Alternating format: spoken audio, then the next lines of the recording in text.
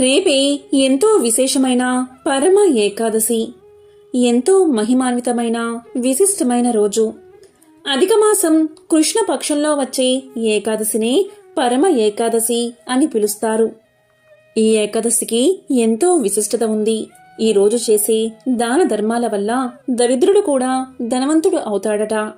ఈ ఏకాదశి వ్రతం ఆచరించిన వారికి పాప నిర్మూలన జరుగుతుంది.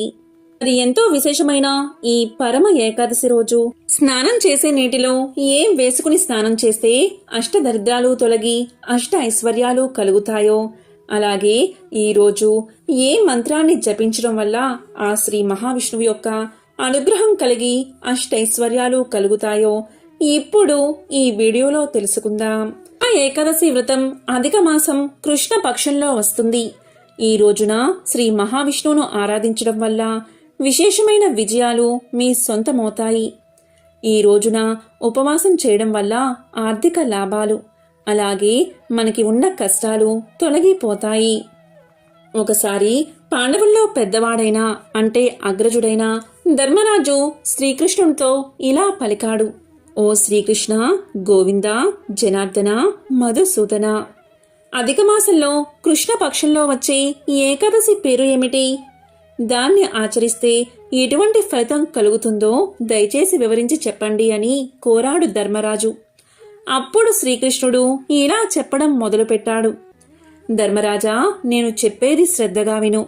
అధిక మాసంలో కృష్ణపక్షంలో వచ్చే ఏకాదశికి పరమ ఏకాదశి అనే పేరు. ఈ ఏకాదశి మోక్షాన్ని ప్రసాదిస్తుంది, అలాగే పేదవారినైనా ధనవంతులను చేస్తుంది. దీనికి సంబంధించిన ఒక విశేషమైన కథను నీకు తెలియచేస్తాను, శ్రద్ధగా విను అంటూ శ్రీకృష్ణుడు ఇలా చెప్పడం మొదలుపెట్టాడు. పూర్వం కాంపిల్య పట్టణంలో సుమేధ అనే పేరుతో ఒక బ్రాహ్మణుడు నివసిస్తూ ఉండేవాడు. సుమేధుని యొక్క ధర్మపత్ని పేరు పవిత్ర. వారు కడు దీనస్థితిలో ఉన్నారు. పేదరికంతో అలమటిస్తున్నారు. కానీ వారు తమ ఇంటికి వచ్చిన అతిథులకు లేదు అనకుండా మర్యాదలు చేసేవారు. ఆర్థిక పరిస్థితి ఏమాత్రమూ బాగుండేది కాదు. వారి పరిస్థితి అంతకంతకు దిగజారిపోవడం మొదలుపెట్టింది. సుమేధుడికి ఒక కొడుకు ఉన్నాడు. ఆ కొడుకును విదేశాలకు పంపితే అక్కడ ఏదైనా పని దొరికితే డబ్బు సంపాదించవచ్చు అనే ఆలోచన సుమేధుడికి కలిగింది. ఇది ఇలా ఉండగా ఒకసారి కౌండిల్య మహర్షి సుమేధుడి ఇంటికి వచ్చారు. అప్పుడు సుమేధుడు, అతని భార్య మహర్షికి అతిథి మర్యాదలు చేశారు, ఎంతో సేవ చేశారు.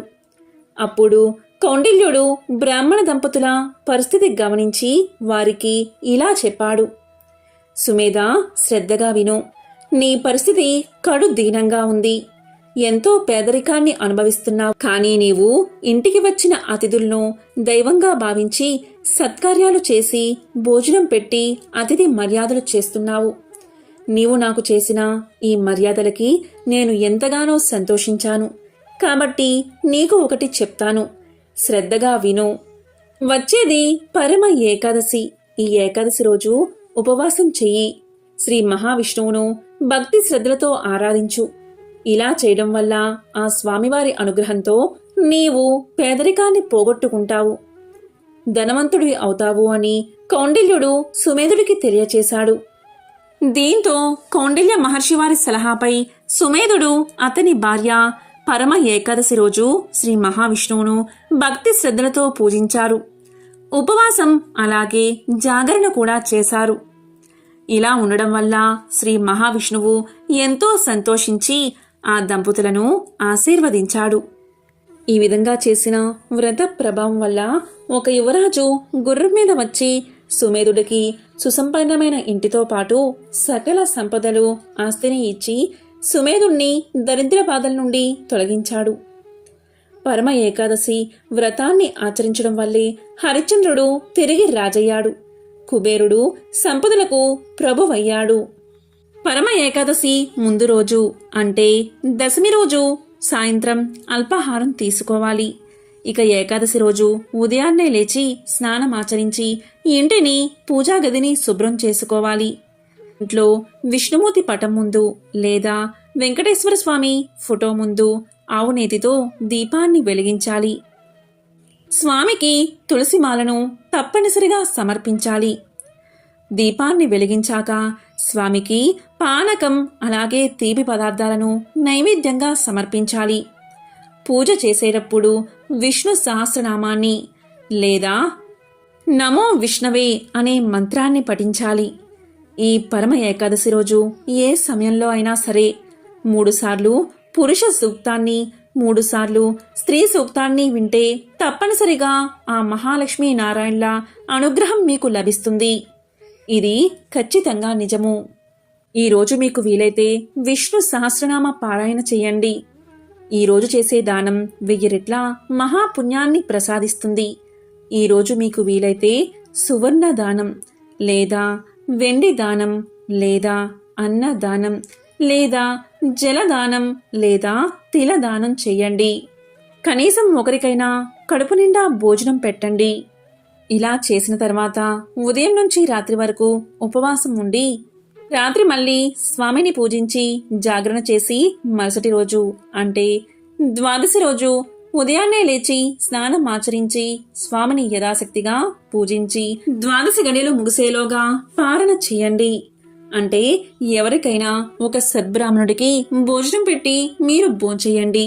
ఇలా చేస్తేనే ఏకాదశి వ్రతం చేసిన మహాపుణ్యం మీకు దక్కుతుంది. పరమ ఏకాదశి రోజున దానాలు చేయాలి. ఈ రోజున తెల్లవారుజామునే లేచి పూజ చేసిన వారు మధ్యాహ్నం నిద్రపోకూడదు. ఏకాదశి నాడు మధ్యాహ్న నిద్ర నిషిద్ధం. ఏకాదశి తిథి నాడు నల్లని వస్త్రాలు కట్టుకోకూడదు. ఏకాదశి వ్రతాన్ని ఆచరించేవారు ఇతరుల నుంచి పళ్ళు నీళ్లు తీసుకోకూడదు. మరి ఎంతో విశేషమైన పవిత్రమైన ఈ ఏకాదశి రోజు స్నానం చేసే నీటిలో ఉదయం సాయంత్రం చిటికెడు పసుపు వేసుకుని స్నానం చేస్తే చాలు. దరిద్రం, నరదృష్టి, నరఘోష, నరపీడలు తొలగి దైవక శక్తులు ఎల్లవేళలా మిమ్మల్ని కాపాడతాయి. నకారాత్మక శక్తులు తొలగిపోతాయి. ప్రతి పనిలోనూ మీదే విజయం కలుగుతుంది. మరి ఈరోజు తప్పకుండా పఠించాల్సిన మంత్రం ఏంటి అంటే నమో విష్ణవే, నమో విష్ణవే. ఈ మంత్రాన్ని వీలైతే 108 సార్లు పఠించండి, లేదా 54 సార్లు, లేదా 28 సార్లు పఠించండి. అంతగా మీకు వీలు కాకపోతే కనీసం 3 సార్లైనా ఈ మంత్రాన్ని జపించండి. ఓం నమో నారాయణాయ, ఓం విష్ణవే.